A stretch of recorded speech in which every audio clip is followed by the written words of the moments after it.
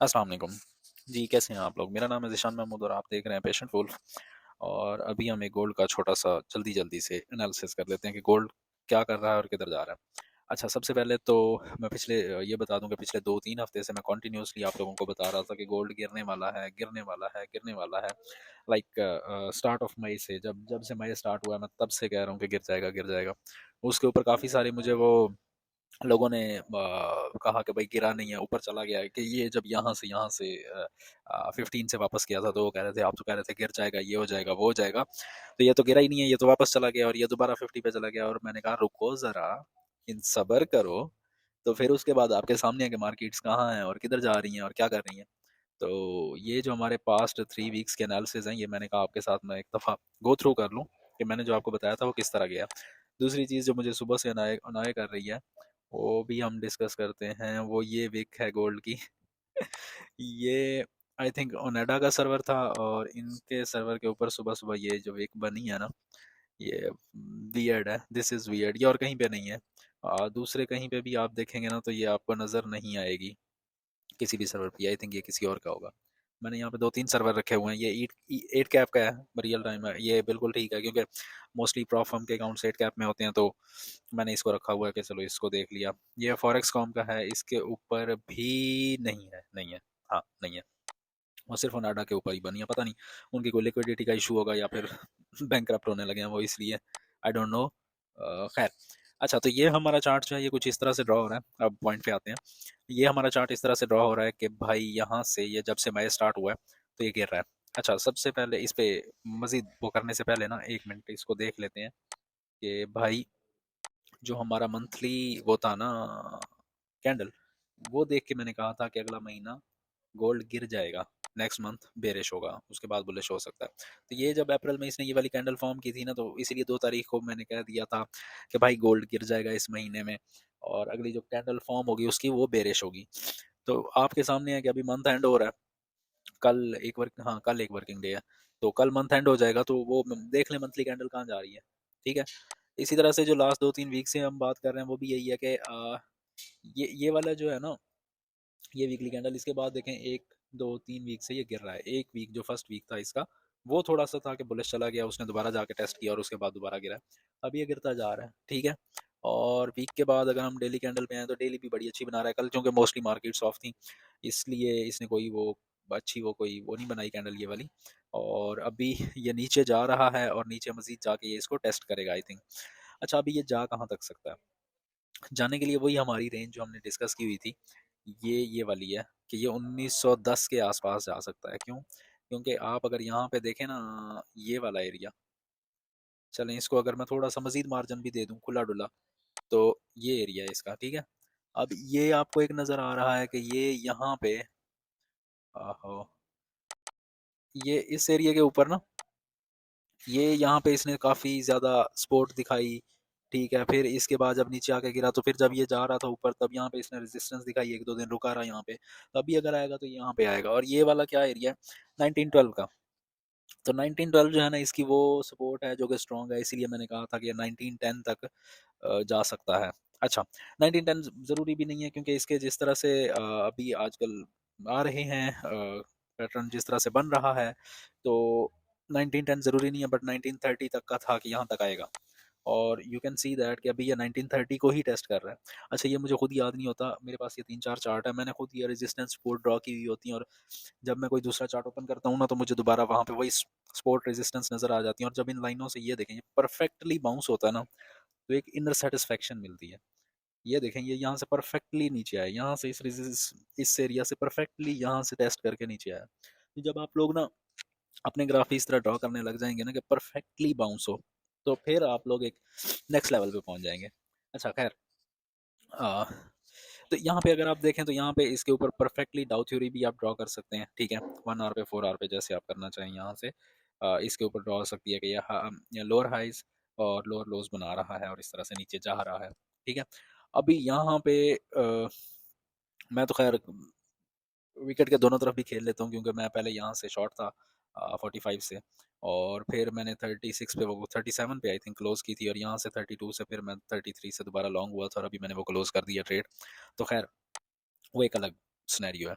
तो आप अगर इसको देख रहे हैं ट्रेड लेने के लिए, तो देखें ये वाला 30, इसको 32 को ब्रेक करना, ये पूरा ये $2 का जो है ना इसका रेजिस्टेंस एरिया है 1930 से 1932 तक का। तो अभी अगर इसने फर्दर नीचे जाना है 1910 की तरफ, तो उसको ये एरिया ब्रेक करना बहुत ज़रूरी है। और अगर ये एरिया ये ब्रेक कर लेता है, तो नेक्स्ट हमारी जो स्पोर्ट है, ये पता नहीं कब की ड्रॉ हुई है, ये 1920 पे आएगी। ठीक है, इसको हम एक दफ़ा 4 आवर पे देख के कंफर्म भी कर लेते हैं। अच्छा, अगर मैं यहाँ आऊँ ना, ये देखें, ये वाला 4 आवर की वजह से ये यहाँ पे ड्रॉ हुई है कि ये नेक्स्ट जो इसकी स्पोर्ट है वो 1920 की है, एंड देन दिस वाला ये जो एरिया है ये 1910 वाला जो अभी हम डिस्कस कर रहे थे। तो ये एरिया भी, ओहो, तो ये वाला एरिया भी इसका जो है ना काफ़ी स्ट्रॉन्ग है। So you guys you know the drill के 1930 है आगे, उसके बाद 1920, 1910 और 1900। ठीक है, तो इसके ऊपर आपने फोकस करना है मेन, और इसके अकॉर्डिंगली आपने चलना है। अच्छा, अगर हम यहाँ पे 4 आवर के ऊपर देखें, तो 4 आवर के ऊपर जो इसने फॉर्मेशन ड्रॉ किया ना, यहाँ पे चलता रहा है, इसके बाद ये यहाँ से यूँ नीचे गिरा है। ठीक है, और अभी ये इसने स्ट्रॉन्ग जो है बेरिश कैंडल बनाई है, विच मीन्स कि अगली भी कैंडल ये 4 आवर की बेरिश ही बना सकता है, और ये 2030 को ब्रेक कर सकता है। सो आई सजेस्ट कि अभी इस जो है लंदन सेशन में, अभी लंदन सेशन स्टार्ट हुआ है, तो लंदन सेशन में आप अगर गोल्ड ट्रेड करना चाह रहे हैं तो इसको अवॉइड करें। यूएस सेशन में देखिएगा।